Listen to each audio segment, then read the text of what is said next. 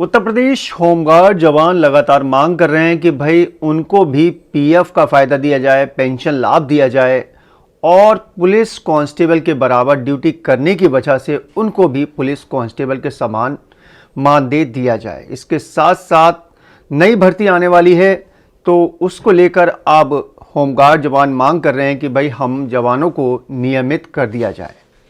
इसी के बीच दोस्तों मुख्यालय ने एक लेटर जारी किया है। उस लेटर को दिखाकर आपको पूरा बारीकी से समझाऊंगा, लेकिन उससे पहले एक छोटी सी रिक्वेस्ट करूंगा। जानकारी पसंद आए वीडियो को लाइक और शेयर जरूर कर देना। चैनल पर नए हैं तो चैनल को सब्सक्राइब करके बेल के आइकन को दबाकर नीचे कमेंट बॉक्स में आकर अपने डिस्ट्रिक्ट का नाम लिखकर आगे लिखेगा यूपी होमगार्ड न्यूज़, जिससे कि दोस्तों आगे इस तरह की अपडेट देने में मदद मिलेगी। दोस्तों मुख्यालय की तरफ से एक लेटर जारी किया गया है। वो लेटर की कॉपी मैं आपको स्क्रीन पर जूम करके दिखाता हूं ताकि आपको अच्छे से समझा पाऊं। देखिए दोस्तों, आपको दिख रहा होगा होमगार्ड मुख्यालय उत्तर प्रदेश लखनऊ की तरफ से ये 12 नवंबर 2025 को एक लेटर जारी किया गया और भेजा गया श्री ओंकार नाथ जनपद बहराइच को। ठीक है, अब लेटर में है क्या, बहुत इंपॉर्टेंट है लेटर। देखिए कृपया आपके एवं समस्त होमगार्ड जनपद बहराइच की ओर से दिनांक 18/9/2025 को माननीय मुख्यमंत्री जी उत्तर प्रदेश को संबोधित करते हुए एक प्रार्थना पत्र प्रेषित किया गया। ठीक है, आपके उक्त पत्र पर दिनांक 13/10/2025 को उप सचिव माननीय मुख्यमंत्री द्वारा अंतरित करते हुए प्रकरण में नियमानुसार कार्रवाई किए जाने की अपेक्षा की गई है। कांकन करते हुए होमगार्ड मुख्यालय को आईजीआरएस के संदर्भ संख्या दे रखी है, दिनांक 18/9/2025 प्रेषित किया गया है। नंबर 3 पर देखिए, उक्त प्रार्थना पत्र पर आपके हस्ताक्षर हैं, जबकि प्रार्थना पत्र समस्त होमगार्ड जनपद बहराइच का उल्लेख करके प्रेषित किया गया है। इस प्रार्थना पत्र में निम्नलिखित कथन अंकित किए गए हैं। अब देखिए प्रार्थना पत्र में क्या क्या दिया गया है। माननीय मुख्यमंत्री जी को संबोधित प्रार्थना पत्र दिनांक 18/9/2025 में अंकित कथन क्या है। प्रस्तर 1, हम लोग उत्तर प्रदेश अवैतनिक अधिकारी एवं अवैतनिक होमगार्ड के जवान आपसे सादा निवेदन करते हैं कि उत्तर प्रदेश में 45,000 होमगार्ड जवानों की भर्ती की घोषणा माननीय मुख्यमंत्री महोदय द्वारा समाचार पत्रों के माध्यम से किया गया है। इस संबंध में उत्तर प्रदेश के अवैतनिक होमगार्ड्स के जवान साक्ष्यों व सबूतों के माध्यम से आपसे अनुरोध करते हैं कि जो भी मेरे द्वारा साक्ष्य व सबूत लगाया जा रहा है उसका अनुपालन करने के बाद ही होमगार्ड जवानों की भर्ती प्रक्रिया शुरू की जाए, क्योंकि मेरे द्वारा जो साक्ष्य लगाया जा रहा है उनका अनुपालन न होने की दिशा में उत्तर प्रदेश के समस्त होमगार्ड जवानों के साथ वैतनिक अधिकारियों द्वारा अत्याचार, शोषण, उत्पीड़न, ड्यूटी रोस्टर रोटेशन के नाम पर रिश्वतखोरी भारी मात्रा में की जाएगी। इसके अलावा कौन कौन से साक्ष्य इन्होंने साथ में लगाए थे उसके बारे में बता रखा है। नंबर 1, सन 1966-67 और 68 में भारत सरकार ने होमगार्ड जवानों को विनियमितीकरण करने का आदेश दिया था, उसका अनुपालन करने के बाद ही भर्ती प्रक्रिया शुरू की जाए।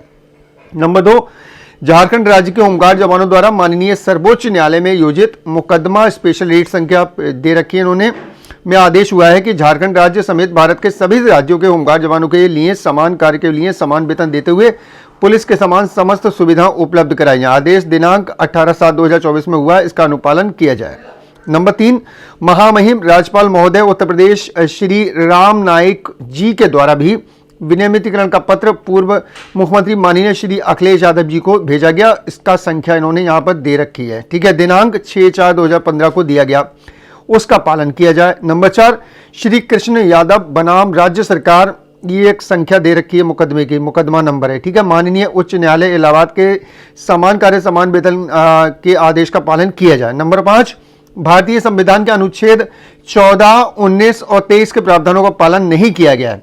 भारतीय संविधान के अनुच्छेद 39 में भी प्रावधान है कि राज्य सरकार का कर्तव्य है कि समान कार्य के बदले समान वेतन व सुविधाएं होमगार्ड जवानों को दी जाए।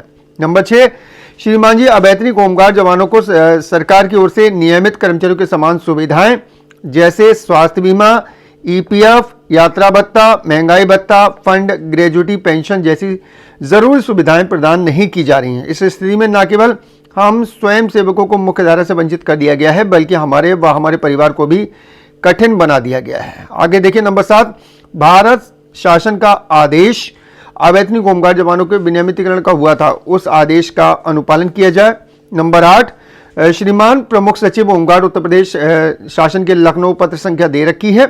21/11/2024 ईपीएफ के शासनादेश जारी किया गया था, जिसमें होमगार्ड स्वयंसेवकों को सामाजिक सुरक्षा प्रदान किए जाने के दृष्टिगत कर्मचारी भविष्य निधि संगठन द्वारा संचालित भविष्य निधि योजना का लाभ प्रदान किए जाने के संबंध में शासनादेश जारी किया गया था। नंबर 9, राष्ट्रीय मानवाधिकार आयोग के आदेश का अनुपालन किया जाए। देखिए प्रस्ताव 2 में इन्होंने क्या मांग रखी थी। अतः श्रीमान जी से निवेदन है कि उपरोक्त मामले सर्वोच्च न्यायालय व माननीय उच्च न्यायालय महामहिम राज्यपाल श्री राम नाईक जी के आदेश एवं भारतीय संविधान के अनुच्छेद एवं आदेशों का अनुपालन करते हुए भर्ती प्रक्रिया संपन्न कराई जाए। यदि उपरोक्त आदेशों का अनुपालन नहीं किया गया तो होमगार्ड जवानों के साथ अत्याचार, शोषण, उत्पीड़न, रोस्टर रोटेशन द्वारा ड्यूटी लगाए जाने में वैतनिक अधिकारियों द्वारा पूर्व से किए जा रहे भ्रष्टाचार और बढ़ जाएंगे, जिसको रोके जाने के लिए उपरोक्त आदेशों का पालन किया जाना आवश्यक है। आगे देखिए इसी में नंबर 4 पर आपके उपरोक्त कथन इन्होंने लिख दिया है। आपके उपरोक्त कथन सरकार शासन द्वारा होमगार्ड स्वयंसेवकों को एनरोलमेंट प्रक्रिया प्रारंभ किए जाने के क्रम में अंकित किए गए हैं, जिसके संबंध में तथ्यात्मक स्थिति निम्नवत है। अब इन्होंने अपनी स्थिति बताई है, भाई आपने जो मांगी उसकी स्थिति क्या है। नंबर 1 देखिए 4.1 आप द्वारा प्रस्तर 1 तथा प्रस्तर 2 में अंकित कथन मनगढ़ंत एवं काल्पनिक परिलक्षित हैं। होमगार्ड स्वयंसेवकों का ड्यूटी प्रतिस्थापन, उनकी उपस्थिति, ड्यूटी मस्ट रोल का निर्माण एवं उसका भुगतान संबंधित के खाते में सीधे किए जाने की समस्त प्रक्रिया पूर्ण रूप से मानव रहित है। यह प्रक्रिया एनआईसी द्वारा विकसित सॉफ्टवेयर से की जाती है। ठीक है, अब इन्होंने दूसरा पॉइंट क्या बताया।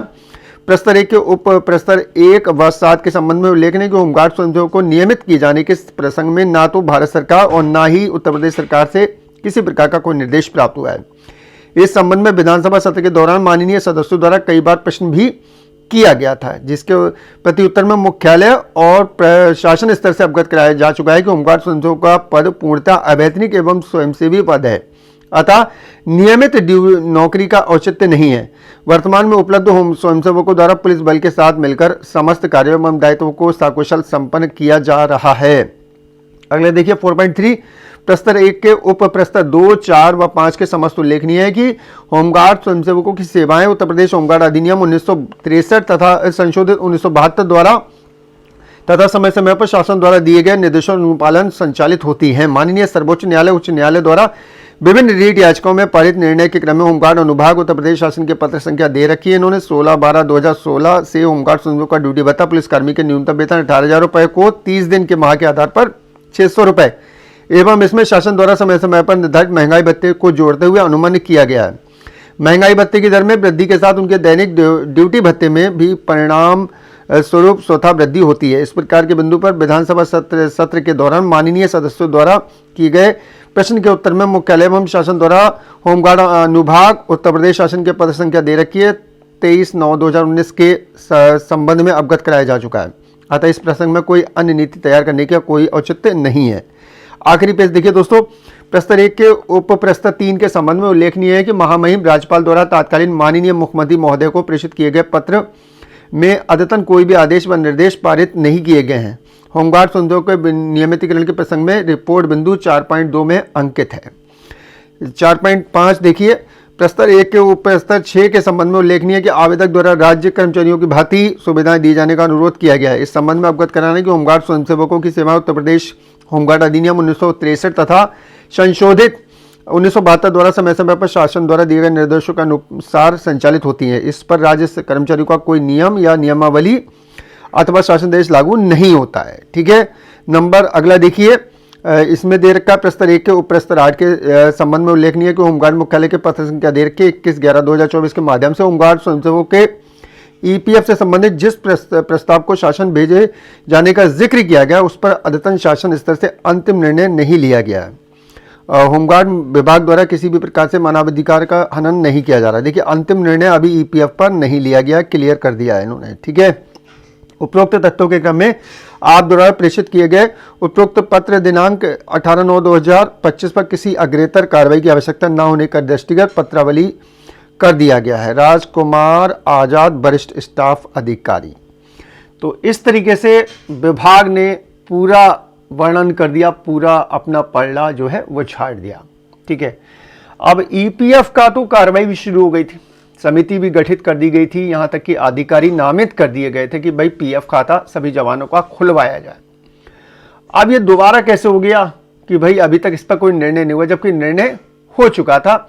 और घोषणा भी कर दी थी 6 दिसंबर 2024 को, आपको याद होगा, ठीक है। उसमें पीएफ का जिक्र आया था कि भाई पीएफ लाभ दिया जाएगा। उसके बाद कार्रवाई बहुत तेज हो गई थी, लेकिन वो ठंडे बस्ते में चली गई। अब ये कह दिया गया पत्र के माध्यम से कि अभी उस पर अंतिम निर्णय नहीं हो पाया है, ठीक है। तो यार इसी तरीके से स्वयंसेवक शब्द होने की वजह से हमारे जवानों को बहुत सारी कठिनाइयों का सामना करना पड़ता है। और नई भर्ती आ रही है, अब आगे क्या होने वाला है, कल भी मैंने वीडियो बनाया था, क्या होगा ये आगे आने वाला वक्त ही बता पाएगा।